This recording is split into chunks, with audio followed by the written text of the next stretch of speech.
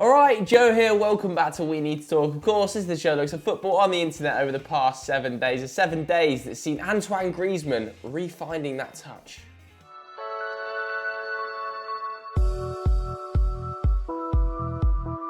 Paulo Dybala looking particularly sharp in Juventus training.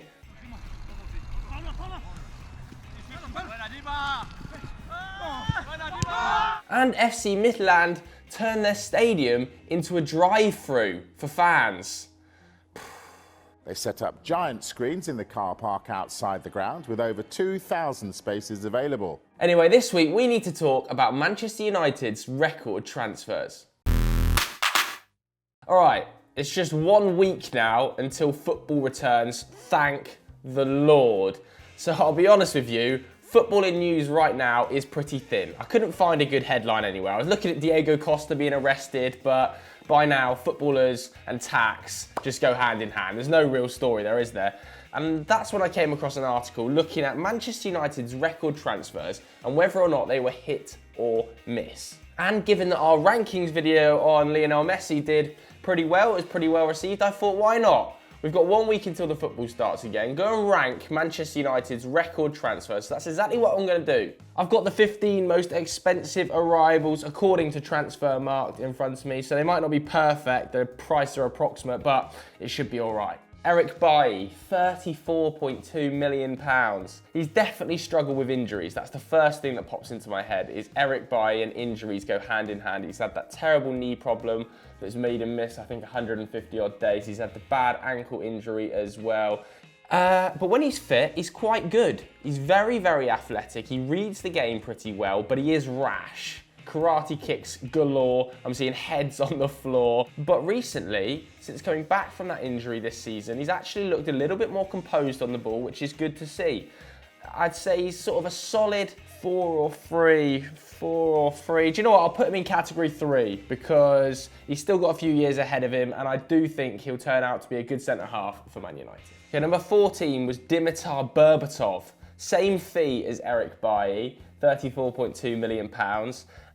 One of my favourite ever players to watch at Manchester United. A truly classy operator, Dimitar Berbatov. Obviously produced some moments of absolute magic as well. That Liverpool goal in the hat-trick springs to mind particularly. 56 goals in 149 games. I think he won 2 Premier League titles. He's got to be a category 1 signing. I just love him so much. Number 13 is Henrikh Mkhitaryan, £37.8 million. I actually thought we'd signed a worldie when we got hold of Henrikh Mkhitaryan. You know, he's coming off that season, 20 goals, 20 assists in the Bundesliga.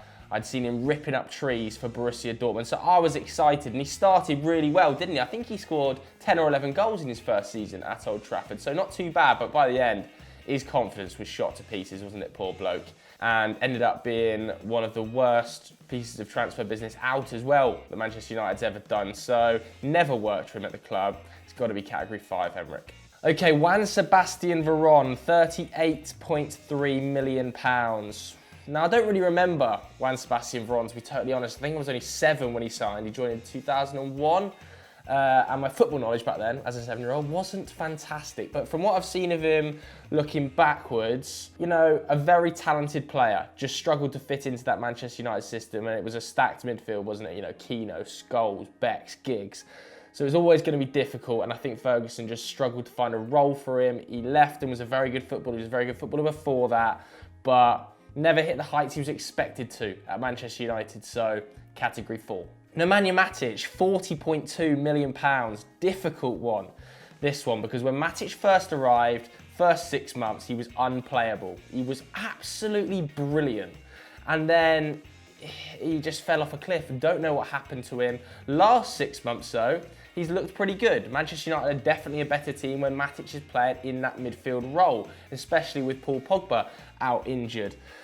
So this is a hard call, but I just think his best days are behind him. I don't think Man United ever got to see him at his absolute peak. £40 million was a big fee coming out of Chelsea. Category 4.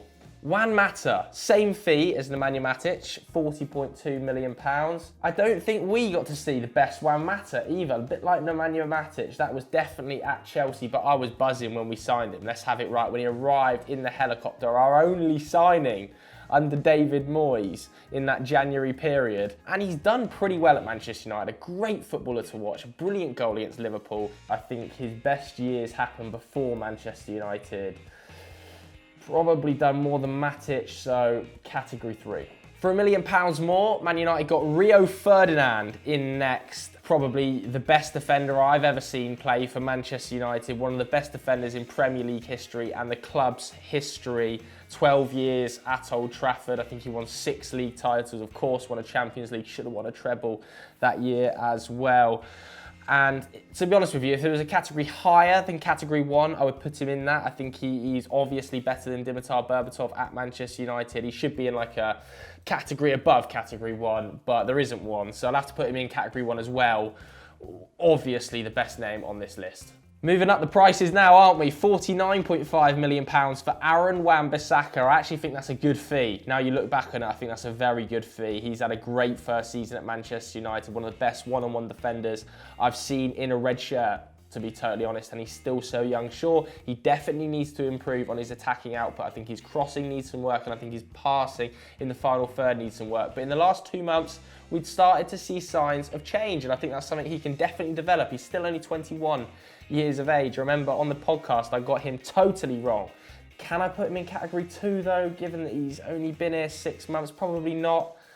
So I'll put him in category 3, but I do think he'll be a category 2 player, maybe a category 1 player in the future.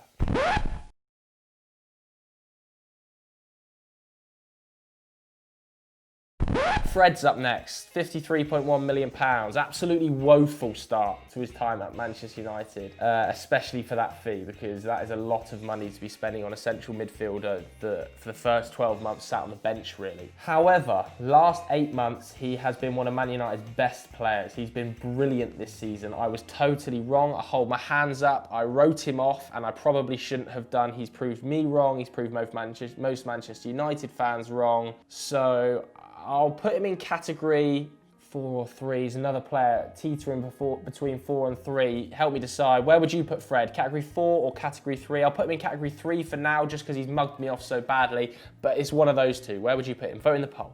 Okay, Anthony Martial now, up next. £54 million. That's a big old fee, and he was written off, wasn't he, by a lot of the British press when he first arrived. But he's one of my favourite players to watch play football. A genuinely top class player. He was never played as an out-and-out number 9 for his first few years at the club. He was kind of drifting in between left wing and a forward. You know, Romelu Lukaku took his role up there. Zlatan Ibrahimovic took his role up there. So I don't think he's ever had the starting berth that he's had this season. And this season has been his best season in a Manchester United shirt. Now that we've found that Rashford is definitely a better left winger. I think he's going to go from strength to strength. I love watching him. I'm tempted to put him in category 2, you know. Category 2? I'm going to get hammered for that. Is category 2 or 3? Do you know what? Bring on the abuse. Category 2. Okay, Angel Di Maria, £67.5 million. Eye-watering, that fee. But when we signed him, it was worth it. I was buzzing when we signed Di Maria, one of the best players in the world at the time, and probably still one of the best players in the world right now. And for the first 6 months, he was unplayable, wasn't he?